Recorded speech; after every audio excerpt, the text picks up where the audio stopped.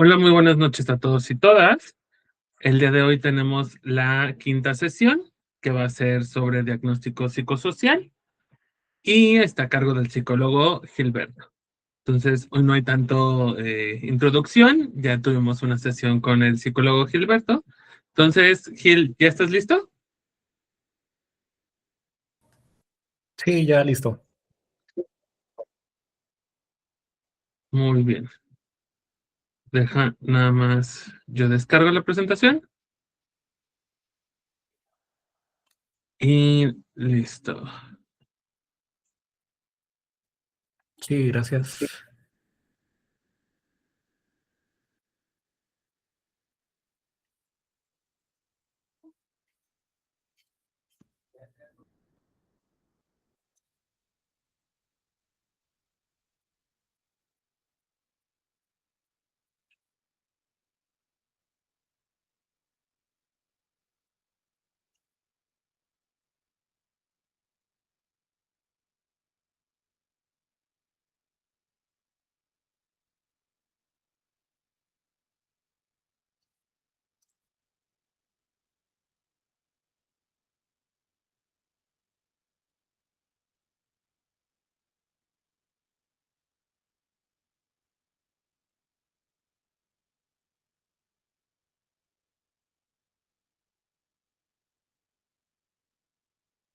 Listo.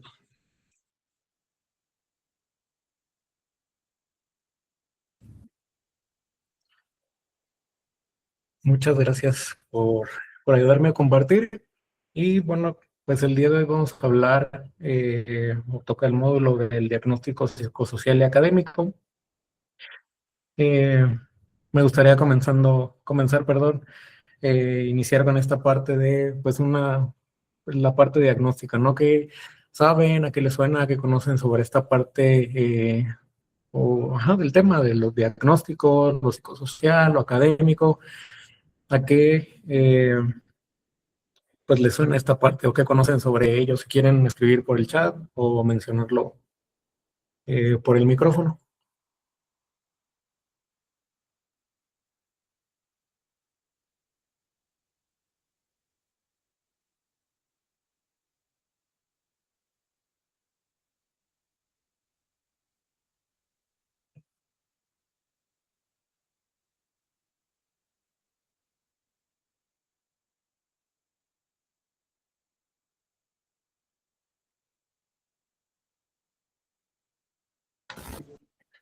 Em, Referente a como el concepto o lo que hemos visto en la práctica. Sí, ambas cosas son muy útiles si gustas compartir desde ambos puntos o sobre un punto el que prefieras, por favor. Bueno,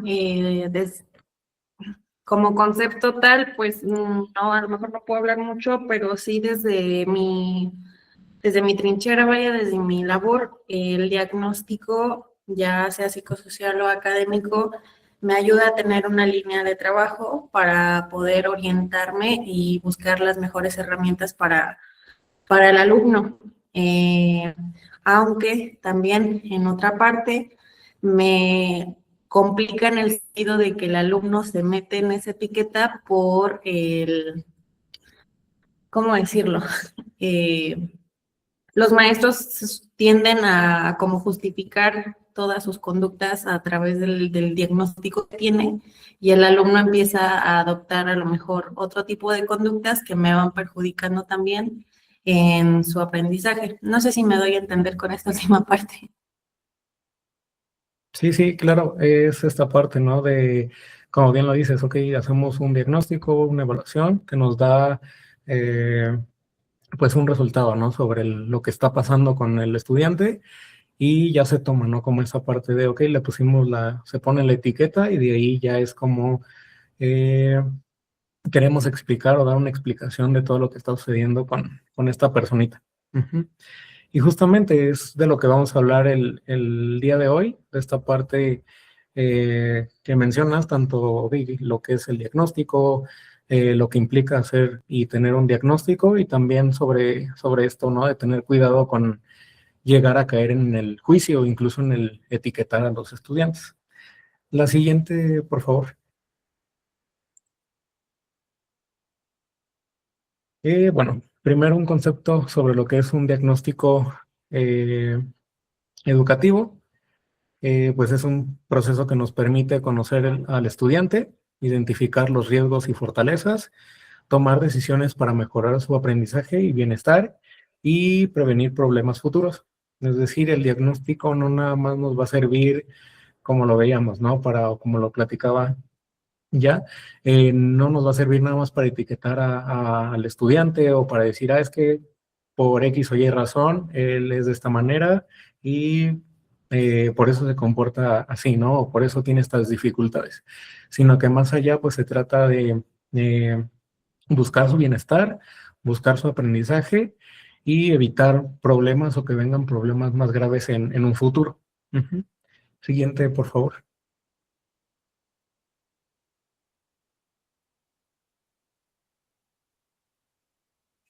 El diagnóstico va a llevar o va a estar involucrado en un proceso sistémico. Esto nos quiere decir que no vamos a analizar a la persona, o pues sí, al estudiante, al joven, al adolescente, no lo vamos a analizar desde una visión o, pues sí, desde esta trinchera de, ok, nada más es estudiante, ¿no? O solo le corresponde la parte de la relación en su grupo, o solo lo vemos cuando está dentro de la escuela, ¿no? Sino también verlo en estos otros ámbitos que aquí vemos en la imagen, que es la parte familiar, ¿no? El contexto en el cual se desarrolla dentro de su casa, de su familia, las relaciones y cómo las establece dentro de este contexto, el contexto propio de la escuela, los amigos también, las personas con quienes se junta, el grupo de compañeros, de amigos con quien más se rodea, también nos va a dar datos importantes.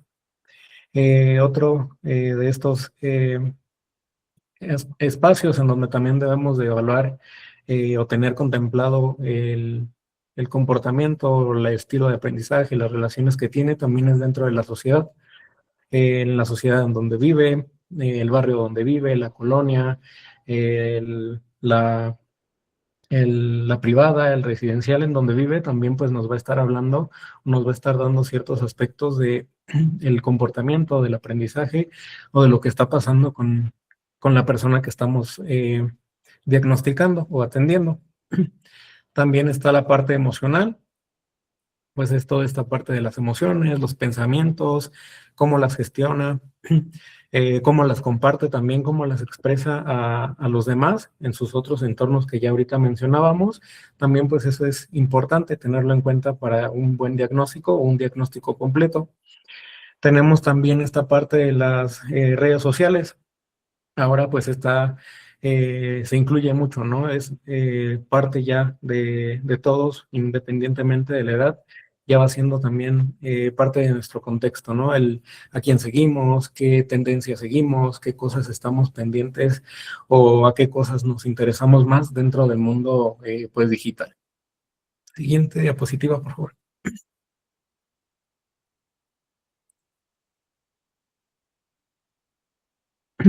Vamos a tener distintos modelos de diagnóstico.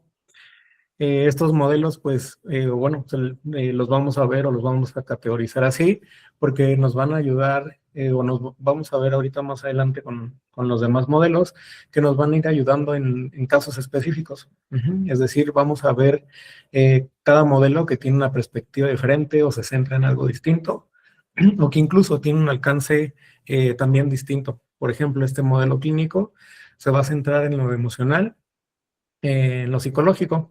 Esto aquí me quise concentrar un tanto más en la parte o en el contexto académico, en donde lo podemos ver, ¿no? Aquí en la escuela lo podemos ver con el psicólogo, ¿no? Esta parte clínica, con el orientador, con el terapeuta, es decir, con aquellos personas que tienen o están capacitados, especializados para atender temas o incluso abordar los temas desde una perspectiva más de salud o más clínica, como propiamente lo dice el modelo, o que hay una base teórica con la cual podemos hacer una intervención. Es decir, aquí no entraría, por ejemplo, el tutor o el maestro, que muchas veces, no sé, el tutor puede ser, ¿no? En algunas ocasiones me ha tocado escuchar o ver que es el maestro de, no sé, que imparte química, ¿no? Entonces, digamos, no tiene esas bases teóricas o esa base sólida de conocimiento para dar una atención de modelo clínico. Dentro de un modelo clínico se evalúa la depresión, la ansiedad, conductas autolesivas y adicciones, ¿no? Entre otras. También en este modelo pueden entrar el análisis o atención médica, de enfermería, de otras estancias también de la parte de salud. Por ejemplo, el alumno con aislamiento y tristeza dentro del salón de clases, pues vamos a requerir o vamos a solicitar que se haga una evaluación psicológica. ¿Por qué? Porque en el ejemplo pues estamos viendo que está entrando esta parte de que tal vez hay por ahí una mala gestión de lo que es, por ejemplo, la emoción de tristeza. ¿Sí queda clara esta parte?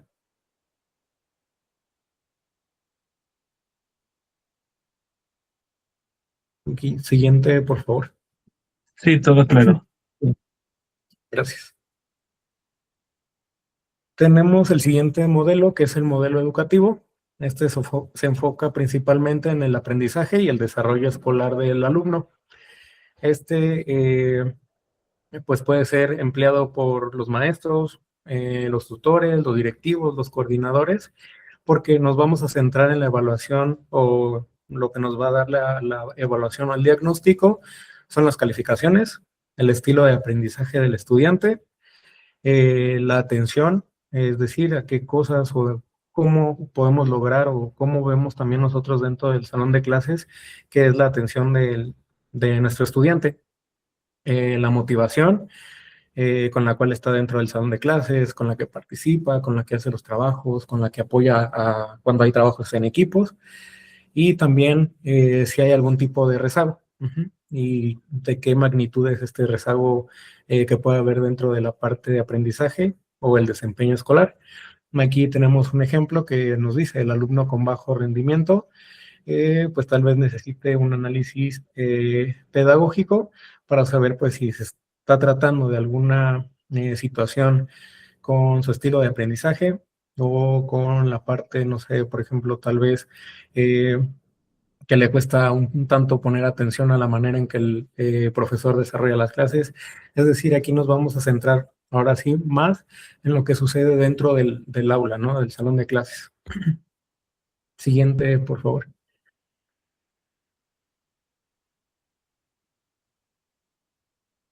El siguiente modelo de diagnóstico es el modelo comunitario. Este se va a centrar en analizar el entorno social del estudiante. Perdón.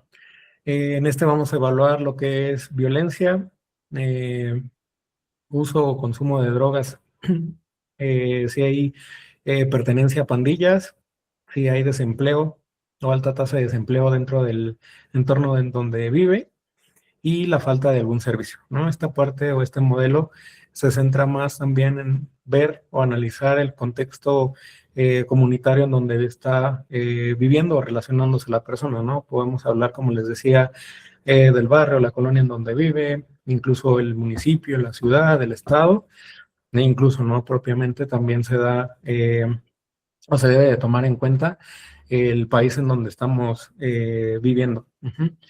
En esta parte también, pues sí, cabe resaltar que tal vez la persona o el estudiante no esté consumiendo o no esté dentro de esta parte de pandillas, de violencia, de algún grupo social, pero pues sí, ver aquí la parte como lo veíamos, ¿no? De la prevención, también nos funciona o nos es funcional este modelo para saber qué hay alrededor y pues a qué está propenso o qué riesgos tiene el estudiante.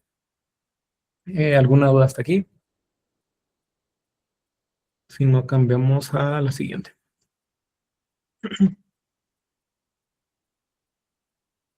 No, todo muy claro. Gracias. Tenemos esta parte ahora de los enfoques. Bueno, antes de continuar, los modelos no podemos decir o no podemos quedarnos con, este modelo es mejor o este es el que utilizaría yo siempre y demás, ¿no? Sino que lo que queremos o lo que buscamos en esta parte es que conozcamos esos modelos para poderlos tener en conjunto, ¿no? Que no nada más sea como, yo me voy a basar en el clínico porque tengo esta base sólida para poder hacer una evaluación, sino que también, ¿no? Esta parte de, ok, también me voy a centrar o voy a hacer, tal vez no soy licenciada en educación o en pedagogía, pero me acerco, ¿no? Con quien pueda hacer ese análisis también y tenerlos todos en cuenta. Ahora sí, vámonos a esta parte del enfoque biopsicosocial. El primero de ellos es el biológico. En esta parte de un enfoque biopsicosocial nos habla de ver a la persona en estos rubros, en lo biológico, en lo psicológico y en lo social. El primero de ellos, aquí lo tenemos, es el biológico y tiene que ver propiamente con nuestro cuerpo, físicamente. Habla de la salud física, si padecemos alguna enfermedad, si tenemos alguna condición hereditaria, crónica, aquí este enfoque lo evalúa. Tenemos la parte de nutrición, cómo son nuestros hábitos nutricionales, si tenemos horario de comidas, si cuando comemos o a la hora de comer estamos acompañados de más compañeros, si lo hacemos solo, si en la comida ya en nuestra casa tenemos la posibilidad de que papá se sienten con su hijo, con sus hijos a comer, que hay una convivencia sana mientras comemos, que la comida incluso, ¿no? Esta parte también se haga en el comedor y no se esté haciendo en otros lugares, porque pues también nos va indicando ciertos puntos importantes.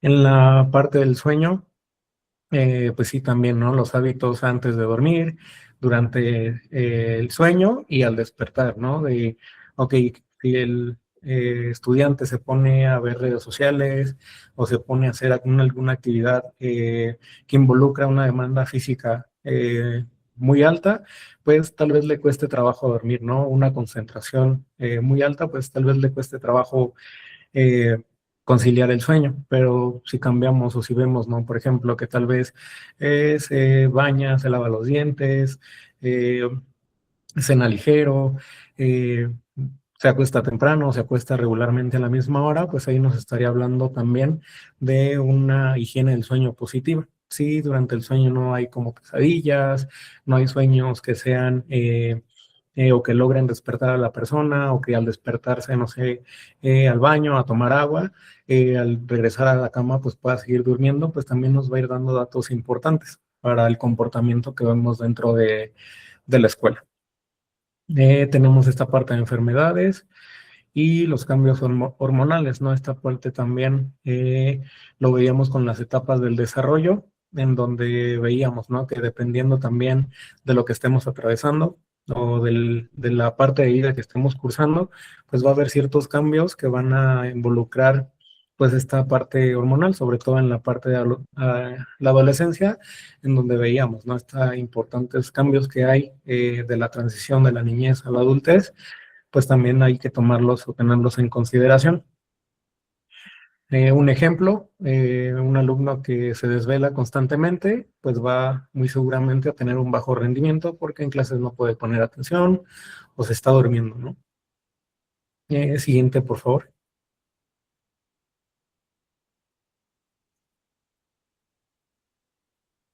Tenemos el siguiente que es el psicológico y pues este tiene que ver con nuestra mente. Es nuestra autoestima, es decir, cómo nos percibimos a nosotros mismos, nos conocemos, no nos conocemos, que también tomamos de los demás, que tal vez los tomamos como ciertos, o de quién tomamos esas descripciones o esas características que los demás nos brindan a nosotros, también va a depender mucho, ¿no? De nuestro contexto, cómo habla de nosotros y cómo lo introyectamos hacia nuestra persona, ¿no? El estrés, si más aparte de tener o de contemplar esas actividades académicas que cada uno podemos tener, si más aparte, no sé, tenemos que trabajar, tenemos otras ocupaciones dentro de nuestro hogar, pues también nos va a estar dando aspectos importantes a tener en consideración para el momento de hacer una evaluación y tener un diagnóstico. Si hay presencia de ansiedad y una mala gestión o regulación de ella, también es importante tenerlo en cuenta. En aspectos de la motivación, también es importante. En cuanto a cómo nos sentimos nosotros, lo veíamos no con el autoestima, cómo nos sentimos con nosotros mismos, cómo sentimos el hecho de ir a la escuela, cómo nos sentimos con el hecho de llegar a casa incluso, también pues es importante tenerlo en cuenta. Y en general pues la parte emocional, como les decía en un inicio, el cómo nos expresamos, si las, incluso, ¿no? Si las expresamos, si nos las quedamos, si se nos hace difícil, fácil, si alguna de ellas está prohibida expresarla dentro de nuestro contexto social, de nuestro hogar, de nuestra comunidad, con nuestros amigos, pues también es a tomarlo en cuenta. Un ejemplo es la baja autoestima. Tal vez haya un abandono escolar, porque tal vez no me siento capaz, no me siento apto para seguir estudiando, o no me siento con las capacidades, o no hay también un entorno que me esté motivando a seguir adelante. Ujú. Siguiente, por favor.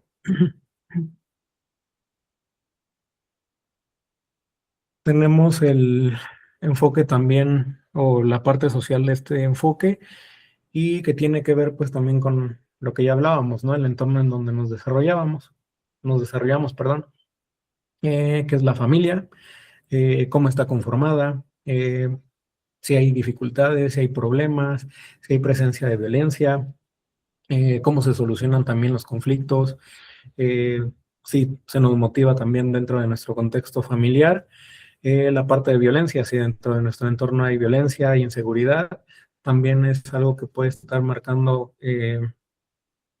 esta parte, ¿no? Por ejemplo, ahora que sucedió esto de hace 15 días, si no mal recuerdo, que suspendieron clases, ¿no? Yo escuchaba mucho en la calle que muchos decían, no, es que no quiero regresar aún porque cerca de mi escuela, no sé, hay un punto, ¿no? O hay gente que se reúne y demás, ¿no? Y no puede, no vaya a llegar a pasar algo, ¿no? Entonces también eso va dificultando, por ejemplo, esta parte de una asistencia a clases.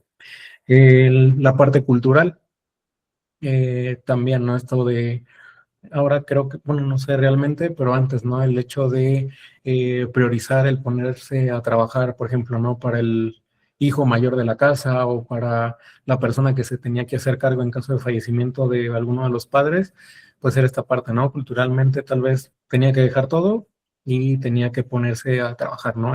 La deserción escolar aquí la podemos ver con la parte de amigos, si estos amigos también existe una motivación para lo que es la parte académica, si son amigos que tal vez nos motivan a otras situaciones, otro tipo de contextos, también es importante tenerlo presente.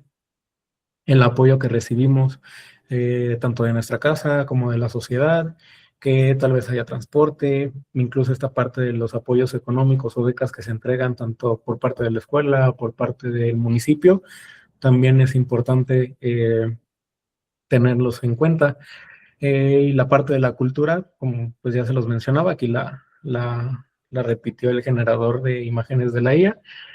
Eh, pero hasta aquí alguna duda, el ejemplo dice lo siguiente.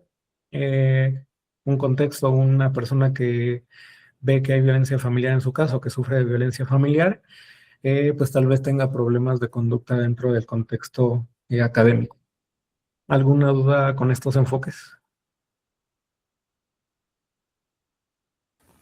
Todo bien.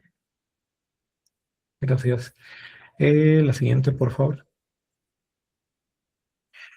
Ok, y pues dentro de este contexto psicosocial o biopsicosocial existen factores de riesgo. Es aquellos que van a predisponer a nuestros estudiantes o a las personas a que puedan estar teniendo alguna dificultad dentro del espacio o del contexto educativo. Uno de ellos es la violencia, un maltrato físico, maltrato psicológico, verbal o incluso digital. Eh, Esto puede ser causado por conflictos familiares, bullying o incluso el abuso.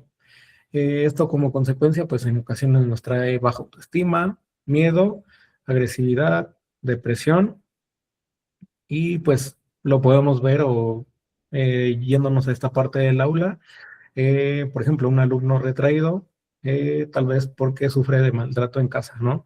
Se hace o se expresa esta parte del miedo, de la depresión. eh, Dentro del contexto académico. En esto que les mencionaba, ¿no? De que no solo es ver una parte de la situación o del comportamiento, de lo que está pasando con el alumno. Muchas veces nos podemos llegar a quedar, o muchas veces el tutor o el maestro se queda, ¿no? Con esa parte que él visualiza o ve dentro del salón de clases de, es que es retraído, no estudió o no hizo la lectura que correspondía para el día de hoy, ¿no? Pero nosotros pues no nos podemos quedar nada más con eso, con el, pues de seguro es porque no leyó la lectura, ¿no? Sino, ok, ¿qué está viendo también en su contexto familiar o social que puede estar involucrado, ¿no? ¿Qué puede haber dentro de su contexto de amigos, de su parte emocional que puede estar causando? Ujú. Otro factor de riesgo son el consumo de sustancias, ya sea el uso de alguna de ellas como alcohol, tabaco, alguna otra droga, ya sea que lo hayan empezado a consumir por presión social, por estrés o manera de liberar sus emociones, eh, o por curiosidad. Aquí alguna de las consecuencias del consumo de sustancias puede ser el bajo rendimiento, la adicción, el abandono de la escuela o del espacio académico, o de tal vez asiste, pero no hace las tareas, o si es como esta parte de, por ejemplo, ¿no? Que hay prepas o hay universidades en donde son más libres o hay más libertad de, puedes entrar a la clase si tú lo prefieres o si tú quieres. También, ¿no? El preferir ir a hacer un consumo de estas sustancias en lugar de adentrarse o de quedarse en la clase. Y pues aquí el ejemplo lo dice, ¿no? La falta de asistencia por el consumo. Tenemos después la deserción, perdón, escolar. Creo que se cambió.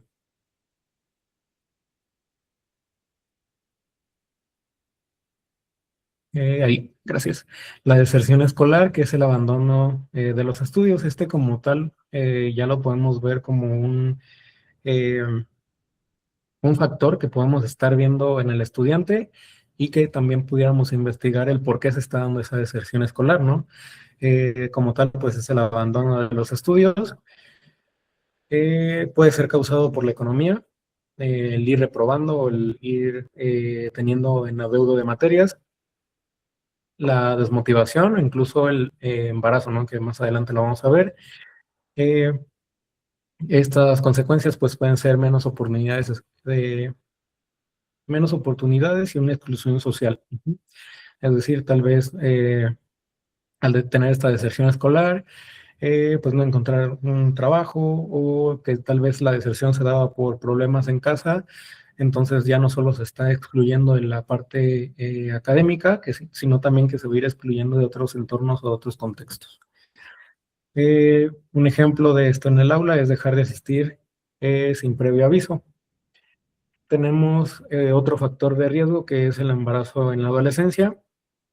Eh, las principales causas pues son la falta de educación sexual y pues puede ser también la presión de la pareja. Eh, Va a haber consecuencias como la interrupción de los estudios, la dependencia económica y pues el ejemplo en el aula puede ser que el alumno baje o deje la escuela por la maternidad, o que ya no se le permita seguir estudiando, dado que pues, no sé, ahora tiene que cuidar a su bebé o no la apoyan en casa y tiene que estar más al cuidado del bebé e incluso no del contexto de la casa. Siguiente, por favor. Otro factor importante también es la depresión y la ansiedad. Eh, ¿Esto pues qué es? Es la tristeza o aparición de tristeza, de miedo o de una preocupación excesiva. Ujú. Eh, Principales causas pues son la violencia, el rechazo, la presión académica. Consecuencias que esto puede traer es el aislamiento, el bajo desempeño y los riesgos de suicidio. Un ejemplo dentro del aula puede ser no participar y siempre sentirse triste o ver al alumno con esa, pues sí, esa fase o ese gesto de tristeza en el rostro. Tenemos conductas autolesivas también como un factor de riesgo y pues pueden aparecer, o esta parte de las conductas autolesivas son daños físicos e intencionados. Lo que podemos ver como el cutting, o que de repente llega con un moretón, o que llega con alguna quemadura de algo y dice, es que fue por accidente, pero hay que tener también en consideración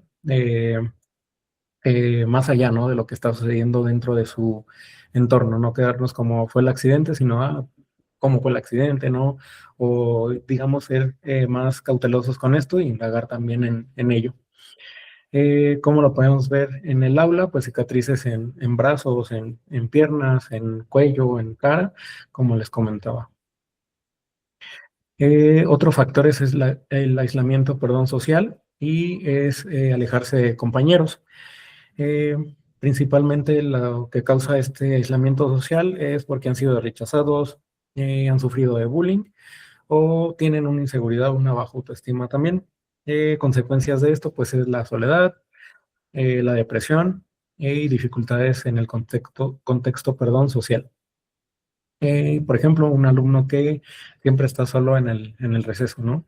Estos factores de riesgo pues también son importantes a considerar, saber si están presentes en el alumno y pues no solo, como les decía, ¿no? Dejarlo esto es lo que observo dentro del contexto académico, dentro del salón de clases, sino tener esa parte, ¿no? De una curiosidad por saber de dónde viene también la raíz del problema. Siguiente, por favor. Ahora, ¿qué cosas van a proteger a nuestros alumnos, a nuestros estudiantes de, pues sí, esta parte de un riesgo, psicosocial, o de que tal vez tengan o puedan padecer o tener algún diagnóstico pues grave? Son los siguientes: una autoestima saludable, es decir, una valoración positiva de sí mismo, ¿no? Es un reconocimiento, un apoyo, reconocer los logros, aunque sean muy pequeños, el apoyo también que puede darnos el contexto, la familia, los amigos, incluso el maestro, el cómo también reconoce esa aportación o ese aprendizaje que el alumno está teniendo. Dentro de los beneficios de una autoestima saludable son seguridad, motivación y bienestar emocional. Un ejemplo de cómo podemos ver una autoestima saludable dentro del salón de clases es que tal vez el alumno participa sin miedo, ¿no? O si tal vez no lo hace o no hace una participación verbal, si lo hace, no sé, cuando está trabajando en equipo, ¿no? O la tarea no la entrega solo por cumplir, sino que la entrega por el hecho de estoy aprendiendo, o me gusta obtener buenas notas, o que se me ponga la calificación o la felicitación. También nos habla de una sana autoestima. El tener habilidades sociales, la capacidad para relacionarnos sanamente, como el trabajo en equipo, el diálogo, el respeto, el tener amistades que nutran justamente esta parte también académica, y dejar de lado o que no estemos teniendo estas amistades, como lo veíamos en los factores de riesgo, que nos llevan a una toma de decisiones que pues no es favorable o saludable para nosotros. Los beneficios de o de contar con habilidades sociales son la mejor convivencia y menos conflictos, ¿no? Porque hay esta parte de una comunicación asertiva, que es, ok, comunico o expreso lo que estoy sintiendo de una manera tranquila. También una escucha activa, el saber comunicar o compartir las necesidades que tenemos. Por ejemplo, resolver conflictos dialogando. Tenemos también como factor de protección la red de apoyo. La red de apoyo pues son personas que nos brindan una ayuda, una contención emocional, que si nos acercamos a estas personas tal vez nos hagan ver el fallo, el error dentro de lo que está sucediendo, pero que lejos de nada más dejarnos como con el regaño o con la exposición de, es que tú hiciste mal, pues nos ayudan, ¿no? A salir adelante, a continuar, a darle solución pues a lo que estamos pasando. Eso es lo que trata la red de apoyo, y podemos encontrarla en nuestro contexto familiar, con nuestros maestros, con nuestros amigos y con nuestros orientadores. Beneficios de tener o de contar con una red de apoyo es la contención emocional, el acompañamiento y la confianza. Un ejemplo de ello, pues puede ser que el alumno, el estudiante, pide ayuda dentro de su entorno académico, como les decía, a su tutor, a su docente o incluso a su familia. Comunicación familiar también es importante, un factor protector importante. En este, pues, se puede ver o se puede encontrar una comunicación cuando hay diálogo abierto sobre cualquier tipo de tema, respetuoso, siempre respetando pues esta parte de lo que piensa cada miembro, ¿no? Cada integrante de la familia. Debe de haber o se fortalece escuchando con la confianza y el tiempo en familia, ¿no? Lo que les comentaba hace un momento de, ok, si es un factor como tal biológico o físico, la parte, ¿no? De la alimentación, pero aquí también lo podemos unir, ¿no? No se queda aislada la parte, por ejemplo, psicológica o la parte social, en donde, ok, ¿con quién se sienta a comer, no? Si lo hace solo, pues tal vez no sé, tenga esta dificultad para una conexión familiar, ya que es como casi siempre el contexto en donde se da como esa convivencia o esa reunión de la familia en conjunto. Un ejemplo dentro del aula es hablar con padres sobre los problemas, es decir, ¿no? Cuando llega el papá a la escuela con esta parte de, es que vengo con la preocupación, mi hijo me contó esto, o mi hijo me enteró de esto que sucedió, pues también ahí se ve el apoyo familiar. Ujú. Siguiente, por favor.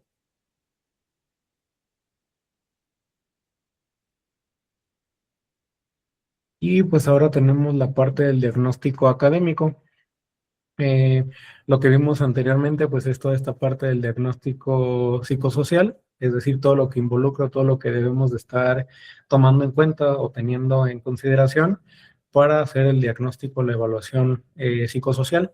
Ahora la parte del diagnóstico académico. Tenemos también varios puntos importantes como el rendimiento escolar. Pues este es el nivel del logro académico del estudiante y este se va a ver reflejado en las calificaciones, en los exámenes, en las tareas, la participación y la asistencia, ¿no? Como les mencionaba hace un momento, la parte de desde dónde lo vemos, ¿no? El enfoque clínico, el enfoque educativo, pues aquí está esta parte, ¿no? Donde veíamos o donde mencionábamos la importancia de ver o tener en cuenta también la parte de las calificaciones, de los exámenes, de las tareas, de la participación y la asistencia, no solo como el hecho de que esto les dé un número, los coloque como un número dentro de nuestras listas, ¿no? O de dentro del salón de clases, sino, ok, no solo quedarnos con, es que en este examen sacó un 5, cuando siempre saca, no sé, el 8 o el 9, ¿no? No solo quedarnos como, no estudió, o no leyó, o no entendió el tema, sino también, volviendo a lo anterior, pues ver esa parte psicosocial. Eh, hábitos de estudio. Estos pues son las rutinas y estrategias que usa el alumno para estudiar.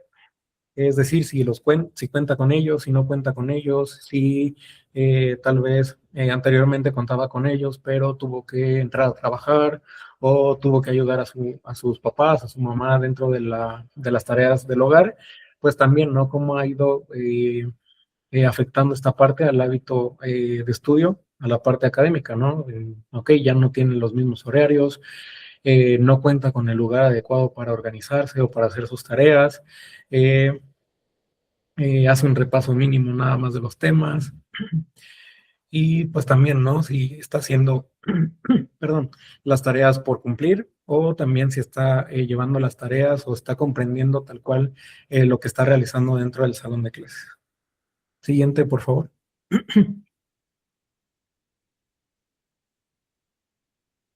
Tenemos estos estilos de aprendizaje, pues son las formas, ¿no? En que el estudiante o el alumno prefiere aprender o como más se le facilita también el aprendizaje. Aquí puse como los principales, que son la parte visual, es aprender con imágenes, aprender con instrucciones en video, con mapas mentales. La parte auditiva, en donde podemos ver o tener estudiantes que aprenden escuchando, eh, con parte de audios, videos, eh, canciones incluso, el kinestésico con estudiantes que puedan aprender haciendo. Es decir, que tal vez les estemos dando la indicación mientras también lo van elaborando junto con nosotros, ¿no? Y sobre todo en esta parte del estilo de aprendizaje, saber si, por ejemplo, el maestro dentro del aula, pues está teniendo en cuenta o está involucrando estos tipos de aprendizaje dentro de sus exposiciones, dentro de la manera en cómo imparte las clases. Es decir, que haya como esa inclusión dentro del estilo de aprendizaje, en donde cada uno puede encontrar como esa parte de, ok, aquí hay esto visual y esta imagen me está ayudando mucho, ¿no? Para recopilar o resguardar con mayor facilidad la información. La parte de la motivación también es el interés y el deseo de aprender que pueda tener el estudiante, que puede ser intrínseca, que nace del alumno, o extrínseca, que viene del exterior, ¿no? Los premios, las recompensas que pueda recibir, como lo veíamos, ¿no? Esta parte de la calificación, los beneficios que pueda tener la implementación también, por ejemplo, ¿no? De la economía de fichas, de algunas otras estrategias que puedan motivar, incentivar al estudiante. También incluso, ¿no? La motivación que el mismo estudiante pueda tener por el aprendizaje o por ciertas materias o por cierto estilo de aprendizaje, pues también va a ir involucrado dentro de esta parte de la motivación. La siguiente, por favor.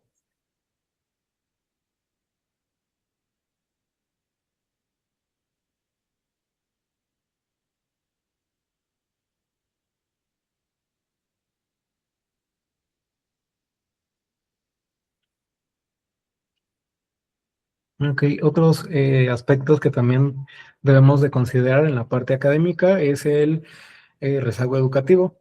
Esta parte pues es cuando el estudiante no alcanza los aprendizajes esperados para su grado, es decir, eh, vemos o tenemos un estudiante que tal vez va reprobando o no va obteniendo buenas notas o que se ha quedado atrás en cuanto a su grupo académico o escolar, pues también no hay que tenerlo en cuenta esta parte del historial, si en alguna otra parte o en algún otro momento ha ocurrido o ha venido ocurriendo, y pues indagar también en el contexto psicosocial, pues qué puede estar ocurriendo con este estudiante.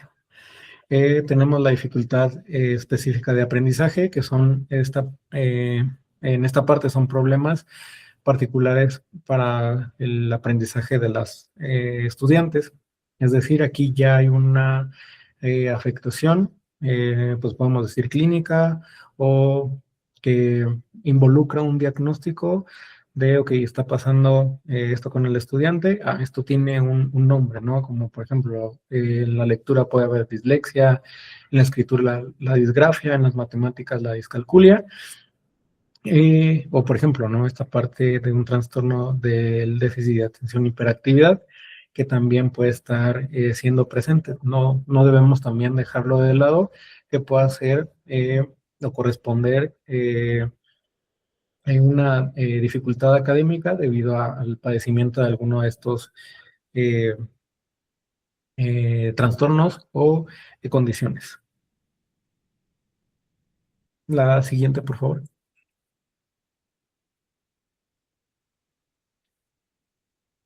Y bueno, para realizar un diagnóstico nos vamos a valer también de instrumentos o de eh, herramientas que nos van a permitir pues analizar o tener toda la información de la persona dentro de los contextos que veíamos anteriormente. Dentro del aprendizaje, de la conducta, de las emociones, el contexto familiar y el contexto social, así como su historia o antecedentes escolares. La siguiente, por favor.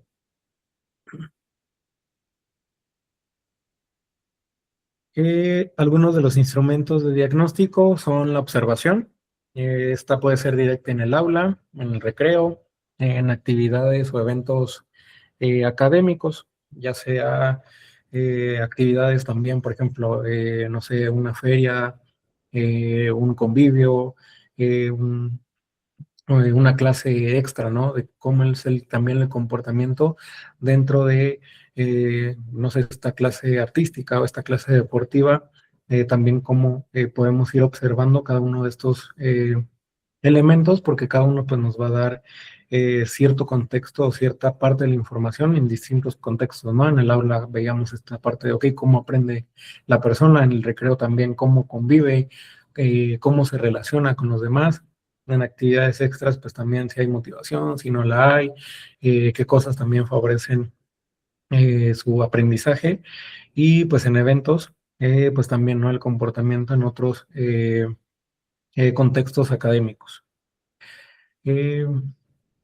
Si hay detección o observamos aislamiento, agresividad, desinterés o incluso, ¿no? Una parte positiva, liderazgo. Hay también herramientas como son los cuestionarios. En esta parte pues se dan preguntas cerradas o abiertas, es decir, puede ser un cuestionario de opción múltiple o de opción de respuesta libre, ¿no? Abierta a que el alumno o las personas dentro de su contexto puedan contestar el cómo se vive dentro de su hogar, cómo ven también el comportamiento del estudiante para pues, la evaluación de hábitos, alimentación, el consumo de sustancias, el clima escolar o el estrés que pueda haber dentro del aula, de la familia, del contexto social. Está el registro anecdótico, que pues es basado, perdón, en hechos observables.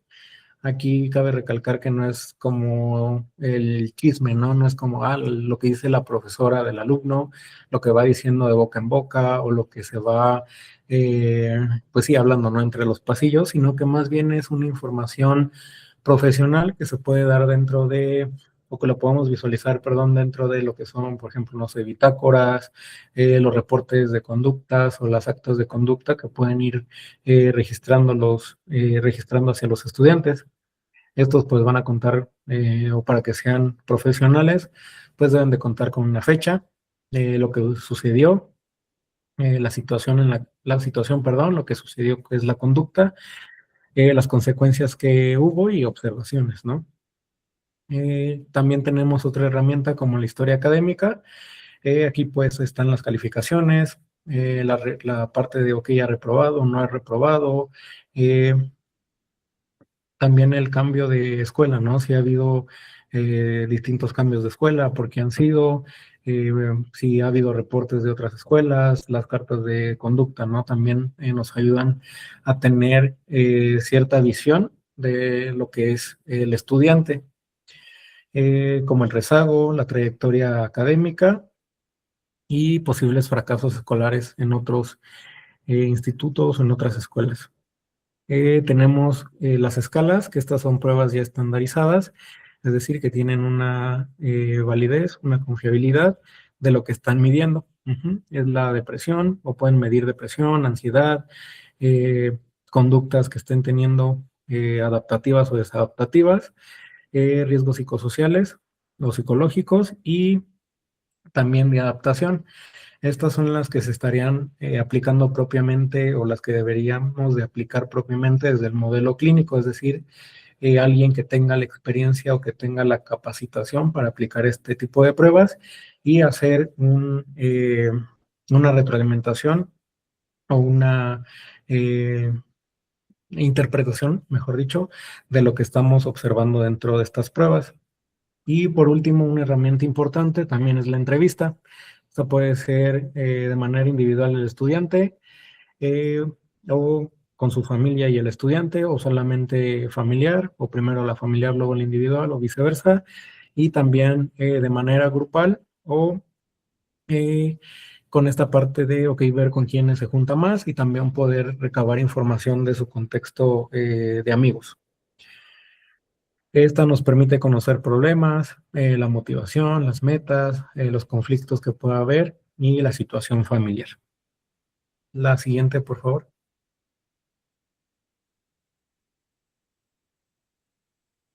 Ok, tenemos el proceso de diagnóstico.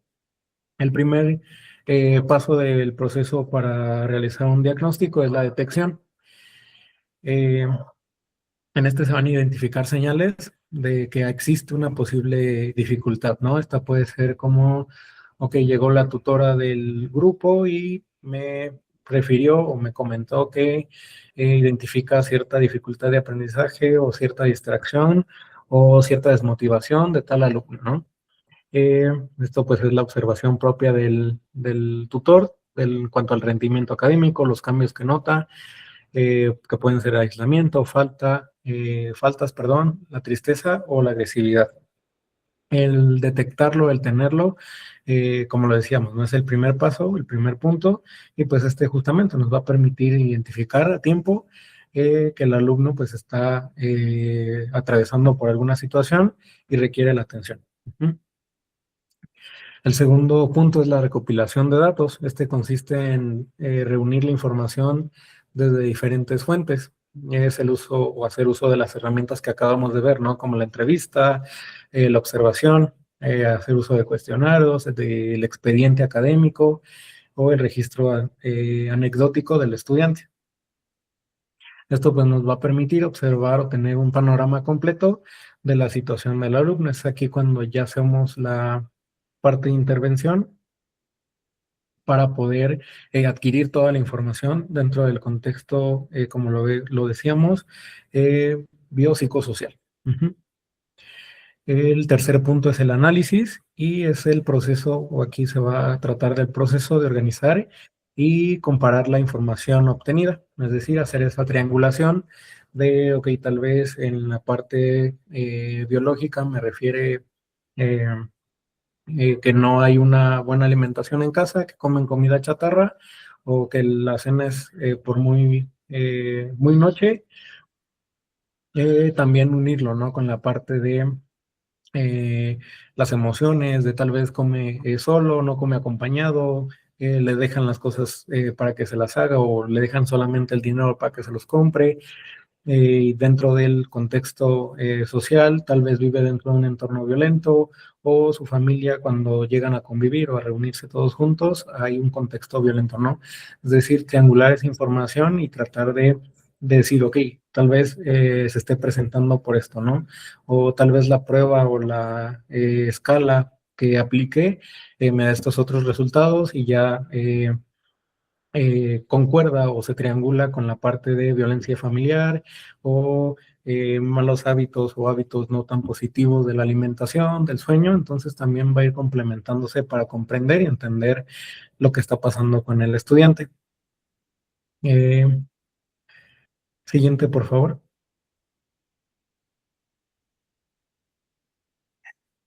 Tenemos la etapa 4, la interpretación, y pues es explicar el significado de los datos recopilados. Aquí ya como tal se da el análisis o la hipótesis o incluso ya también en un segundo punto el diagnóstico final de lo que está sucediendo con el estudiante, con el alumno. Esto pues nos sirve para dar sentido a la información y orientar a la toma de decisiones, es decir, ya sea que nos corresponda a nosotros hacer un plan de intervención o que tal vez lo tengamos que canalizar, como lo dice el punto 5, a una área correspondiente.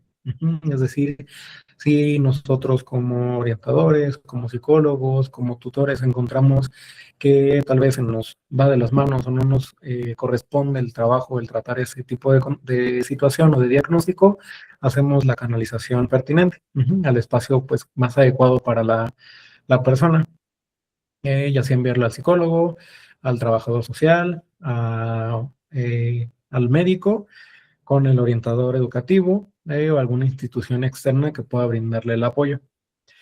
Esto para garantizar pues una atención profesional y especializada para el estudiante. También el punto número 6 y último pues es el seguimiento, es el acompañamiento posterior a la intervención que realizamos para el estudiante. Es decir, no nada más como quedarnos con, ya me involucré o ya indagué o analicé todo tu contexto biopsicosocial y ya, ¿no? Ahí te dejo, ya te diagnostiqué, ya te canalicé y ya, por ahí te dejo, ¿no? O ya terminé yo el plan que había propuesto para ti ya lo dejamos, ¿no? Sino, ok, una buena atención o un buen proceso de atención, pues no solo se queda con esta parte, ¿no? Sino también un seguimiento puntual de, ok, ¿qué está pasando ahora con el alumno tras el diagnóstico que hicimos, tras la canalización o la atención que estamos llevando? Es revisar avances, ajustar también las estrategias o ajustar el profesional con el que lo canalizamos para dar la mejor atención pues a la persona. Siguiente, por favor.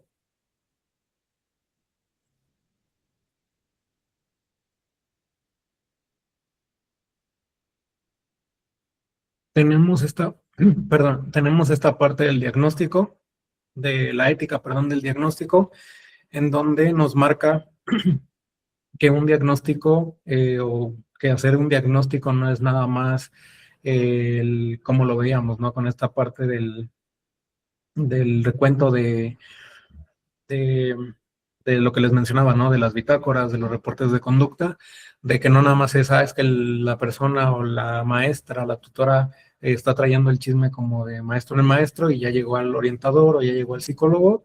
No se trata de eso, ¿no? Sino que de verdad el diagnóstico, la intervención, la análisis, investigación que hagamos, pues sea confidencial, ¿no? Que se quede ahora sí que entre el profesional que está haciendo la intervención del diagnóstico y pues el alumno o incluso los padres, ¿no? Que hasta cierto punto pues nos van a brindar información, también respetar la confidencialidad de lo que el alumno nos está compartiendo, de los temas sensibles, de no estar pues compartiéndolos con las demás personas, porque, bueno, incluso poniéndonos en sus zapatos, ¿no? ¿A quién le gustaría que al hablar del contexto familiar, del contexto social en el que vivimos, con la finalidad de que nos ayuden, pues de repente nos enteremos, ¿no? De que ya todo mi grupo sabe que está sucediendo esto en mi casa, o ya todo el grupo sabe que me está pasando esto, ¿no? Entonces, tener esa parte de la confidencialidad es importante. También el respeto hacia lo que nos cuenten, hacia las historias que estamos escuchando, hacia lo que podemos ver o observar, también tratarlo, ¿no? Manejarlo con esta parte del respeto, de saber que pues incluso, ¿no? La persona está confiando, de nueva cuenta lo menciono, confiando en nosotros para que podamos tratar esa información de una manera, ahora sí que ética y respetuosa. Está la parte de un consentimiento, que también el estudiante nos permita abordarlo, ¿no? O hacer preguntas, aplicar los cuestionarios, perdón, aplicar las pruebas, que el estudiante sea consciente y se le pida el consentimiento de que pues se le van a estar aplicando, se le van a estar haciendo preguntas y que esas preguntas o esos materiales tienen una finalidad. Lo que mencionábamos al inicio de la sesión, el no etiquetar, el no caer con esta parte, ¿no? Como lo dicen, el tutor o la maestra, el maestro llega y es que de seguro tiene déficit de atención, ¿no? Porque con cualquier cosita se desconcentra, ¿no? Es decir, no caer con esta parte de, ya lo dijo alguien o ya vino alguien y lo está diciendo de esta manera, pues ya lo etiquetamos, ¿no? Como, es que es mi paciente el distraído, ¿no? O es el alumno el incumplido, ¿no? Eso pues va generando también, como lo veíamos en los alumnos, pues la parte o la baja de su autoestima, la baja de su motivación, porque pues ya si los maestros o si las personas en quienes confiamos o en quienes vemos una figura de confianza ya están haciendo esa parte de encasillarnos, etiquetarnos, pues ya se rompe, ¿no? Esta parte de, ok, entonces ya no hay una autoestima saludable, ya no hay una motivación para poder o para generar un buen resultado académico. El hecho también de tener un diagnóstico no busca o no hay que verlo como esta parte de, pues ya poniéndole este nombre, ya es como la forma en cómo más fácil lo puedo trabajar, ¿no? Sino que el diagnóstico nos sirva, ok, ¿qué está sucediendo? Y si eso que le está sucediendo tiene un nombre, pues ok, que eso nos sirva para de ese punto partir y hacer la investigación, ¿no? La planeación, ¿ok? ¿Qué haría yo? ¿O qué planeación o qué me dice mi manual de atención para este tipo de comportamiento o para este tipo de situación que está viviendo? Ujú. Que no nada más sea como, o que no el diagnóstico que no sea sinónimo de lo voy a encasillar o lo voy a poner en cierto punto, sino que más bien nos sirva como punto de partida para ayudar a la persona a mejorar. Eh, el uso responsable también de la información, pues sí, no es esta parte de lo que hablábamos ya de confidencialidad, de respeto, es decir, toda esa información, también el resguardo, el saber que es información sensible, que incluso tiene datos, ¿no?, importantes del alumno, que tiene características importantes. Entonces la responsabilidad de lo que hagamos con esa información, de incluso cómo la compartimos o qué tan objetiva la podamos compartir con, no sé, directores, coordinadores, maestros, tutores, también va a ir haciendo parte, ¿no?, de esa ética del diagnóstico. ¿Alguna duda hasta aquí?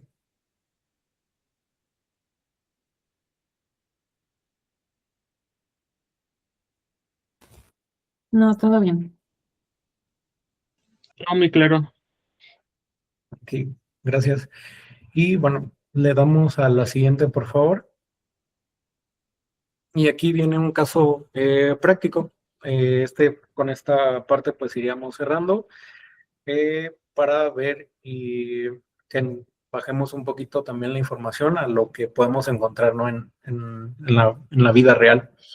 Este caso dice, o se trata de Carlos y el bajo rendimiento. Ujú. Aquí si se fijan, incluso el título no es como Carlos y el bajo rendimiento, no es Carlos el del bajo rendimiento, ¿no? No caemos en etiquetar al alumno, a la persona, sino que es, ok, Carlos y el bajo rendimiento que está presentando. Ujú. Carlos es un estudiante de 10 años que en los últimos 2 meses ha bajado considerablemente su calificación. Antes participaba activamente en clases, pero ahora se muestra distraído. Entrega tareas incompletas y falta con frecuencia. Sus profesores notan que se siente solo y evita convivir con sus compañeros. En una entrevista menciona que en su casa hay constantes discusiones entre sus padres y que no logra concentrarse para estudiar. Al revisar su historia académica, se observa que no había presentado dificultades anteriormente. Además, en un cuestionario, perdón, de hábitos de estudio, señala que duerme poco y pasa muchas horas en el celular. El tutor decide canalizarlo al área de orientación para brindarle el apoyo emocional y acompañamiento académico. Aquí en esta parte eh, me gustaría hacerles algunas preguntas y si pueden contestarme verbalmente o igual por el chat. La primera de ellas es, ¿qué señales identifican que son de riesgo para Carlos? ¿O qué factores están siendo de riesgo para el desempeño académico de Carlos?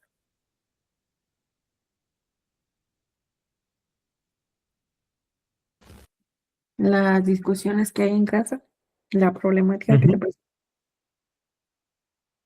Sí, claro, ¿no? Esta parte del contexto familiar, también los hábitos de sueño, los hábitos de estudio que está teniendo últimamente, pues también son los riesgos, ¿no?, que está presentando en este caso Carlos. ¿Qué instrumentos se están empleando en este caso para realizar la evaluación?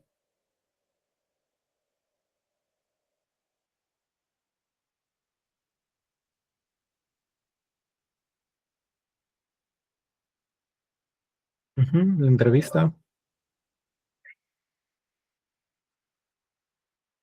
También vemos que aplican un cuestionario, que se van a la historia académica del alumno y pues a partir de ello pues se obtiene esta información, ¿no?, de tal vez en grados anteriores él no había presentado ninguna dificultad, entonces tal vez aquí podamos indagar o ya ir como teniendo un posible diagnóstico de que, ok, el problema o la situación está dentro de lo que vive Carlos dentro de su casa. Ujú.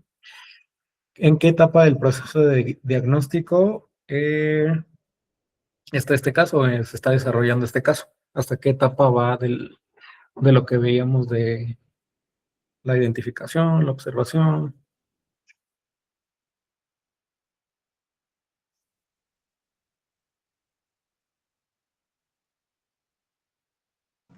Coméntale análisis de información. Sí, ya estamos en esta parte, ¿no? De ir analizando la información, dado que ya se hizo el primer contacto de, ok, algo está sucediendo, ya se aplicaron los instrumentos, ahora va esta parte también de hacer el análisis, ¿no? De la información. Eh, y por último, ¿qué factores protectores podemos identificar en Carlos o que se puedan fortalecer incluso?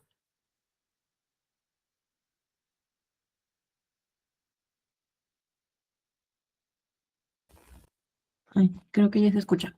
Es el apoyo del tutor, el acompañamiento que están haciendo como docentes y también el apoyo de la orientadora educativa.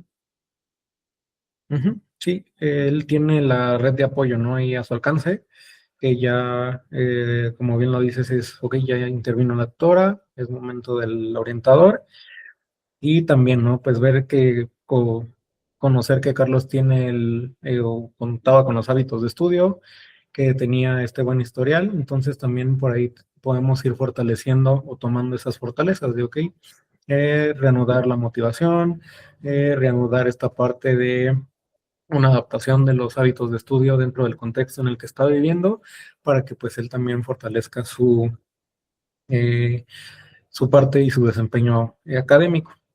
¿Alguna duda hasta aquí?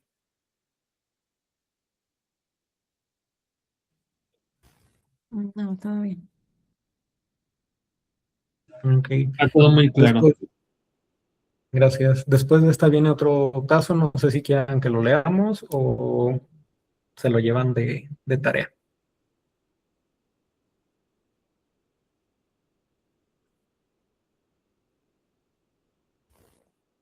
Sí, se puede leerlo. Ujú. Ok, este es el caso de María y el aislamiento emocional. Aquí vuelvo a reiterar, no es María y no sé, María la inestable emocional, ¿no? Por ejemplo, no caemos en etiquetar, sino ella es María y está sucediendo un aislamiento emocional, lo está pasando por un aislamiento emocional. María es una alumna de 20 años que desde hace semanas permanece callada y evita participar en clase y prefiere estar sola durante las horas libres. Sus amigos comentan que ya casi no convive con ellas y una maestra detecta que en ocasiones María tiene marcas en los brazos y se muestra triste con frecuencia. En una entrevista individual, María expresa sentirse inútil, sin motivación para seguir estudiando y con problemas de autoestima. Reconoce que en redes sociales recibe burlas constantes. Ante esta situación, el módulo de orientación decide activar el protocolo de atención, canalizarla con un psicólogo y mantener comunicación con su familia, respetando siempre su privacidad. Aquí las preguntas que les puedo hacer sobre este caso es, ¿identifican algún factor de riesgo dentro de este caso de María?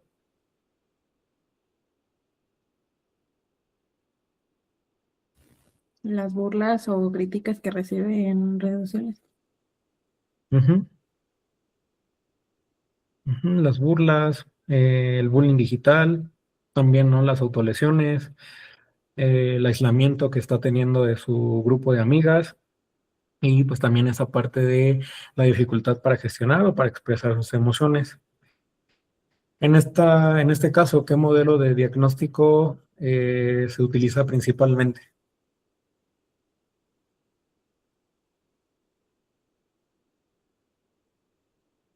¿O qué modelos están involucrados dentro del contexto de María? Clínico y educativo. Ujú. Sí, es esta parte, ¿no? De que está sucediendo, que estamos viendo principalmente en la parte académica, que es esto de, ok, la vemos retraída. En la parte clínica, pues también, ¿no? Las autolesiones, la parte de la gestión de cómo vive las emociones, e incluso el bullying que está sufriendo a través de las redes sociales. ¿Por qué consideran que es necesaria la canalización? Por las autolesiones. Ujú. Sí, ya se está teniendo aquí un puntito o punto rojo dentro de lo que es la parte de suicidio o del riesgo suicida, en donde, pues sí, no estamos viendo la autolesión, el hacerse daño a sí mismo, a sí misma, entonces ya implica una canalización a psicología, y incluso ya el psicólogo también puede llegar a determinar, dependiendo de si hay más factores o presencia de otros factores que indiquen un mayor riesgo de suicidio, pues una canalización a un nivel de atención secundario, en donde ya recibe también un tratamiento médico.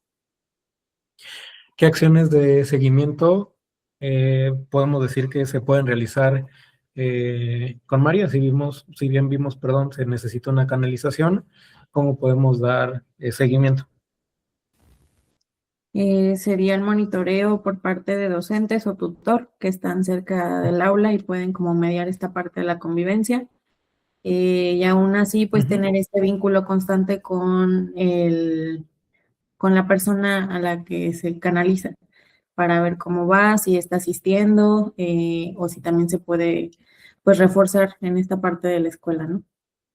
Y pues las redes con la familia para también saber qué pasa ahí. Sí, justamente el tener o ampliar esa red de apoyo, es decir, no solo, como lo decías, ¿no? El contexto académico, sino también el familiar, e incluso el de amigos, también es una buena estrategia de un seguimiento.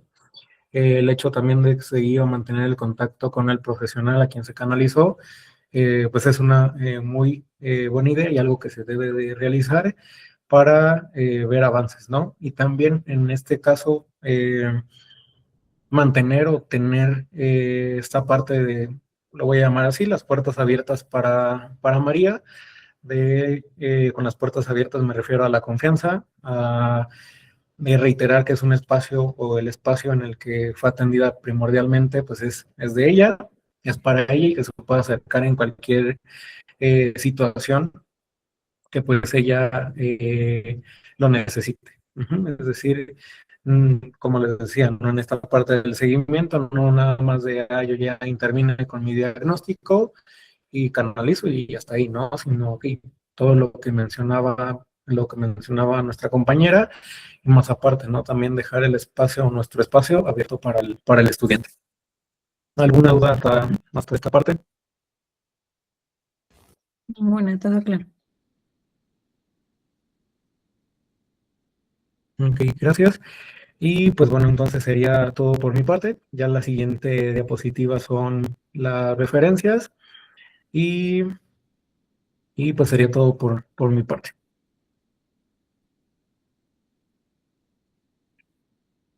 Muchas gracias. Pues muy bien, chicos. No, ustedes Espero. por estar aquí. Gracias por la sesión de hoy. Vamos a ir cerrando.